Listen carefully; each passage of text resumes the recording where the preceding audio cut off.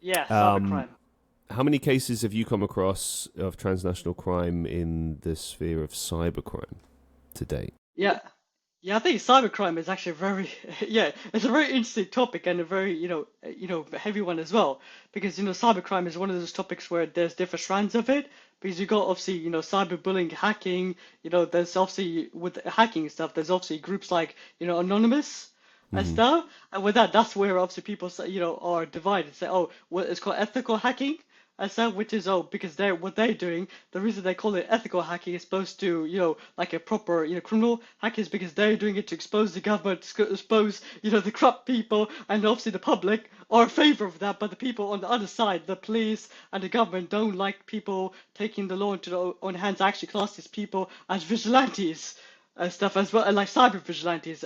And there's a word actually called hacktivist, which comes under that, which means that the reason they call it hacktivist is a hacker, but they're doing it more like a vigilante perspective. So like Anonymous will be a perfect example. WikiLeaks and I guess Edward Snowden is another example who it depends on which perspective you actually look at it. This is the interesting thing as well, isn't it? I mean, we've seen vigilantes painted in various forms of media over the years. My first introduction to that term, I think, was either in a video game or The Simpsons, of all places. There was an episode where Homer becomes a vigilante because they're annoyed at like the police, and like a lot of people from the town get on board with him, and they start kind of going out and they at first they're kind of solving crimes and sorting things out, and eventually it goes too far and they get in trouble, and then it kind of unveils, and I suppose the moral from that episode is like, you can't just take the law into your own hands. But then it does beg a lot of questions, doesn't it? If you have a police state that is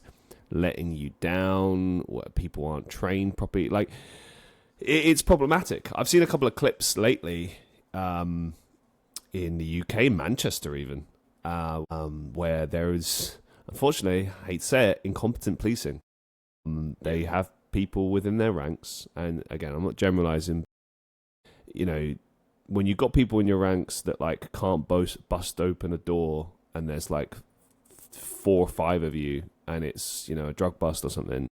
I mean, that's pretty standard stuff. And like, don't get me wrong, I know busting a door isn't easy, but like when you've got like the tools for it and no one knows what to do, and it's like watching a sketch from the Three Stooges, it's a bit concerning, And then there's like other situations, like I saw something, I don't know where in the UK it was, but it was like a high street somewhere, and there's like at least 4 police officers trying to capture this guy who's walking around with a spade in his hand.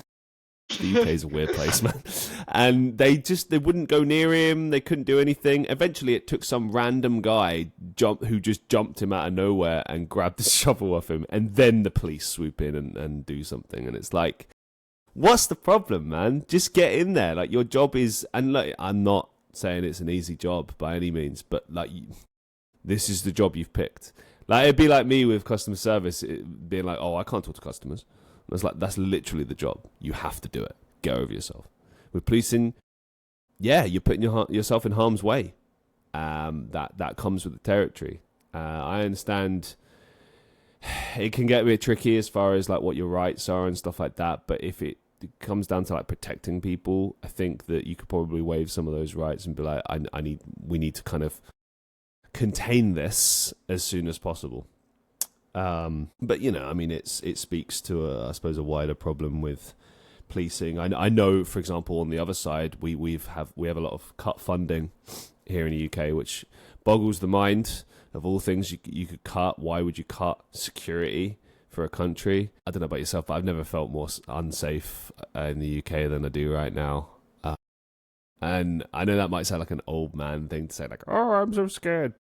And I grew up in London when knife crime was like rife, and people would like constantly try and mug me and put me at knife point and stuff. And weirdly, back then, I felt more safe, even though there was not a massively bigger police presence then. But I don't know, there just seems to be more incidents now, and it just seems like it's a bit of a free-for-all a lot of the time.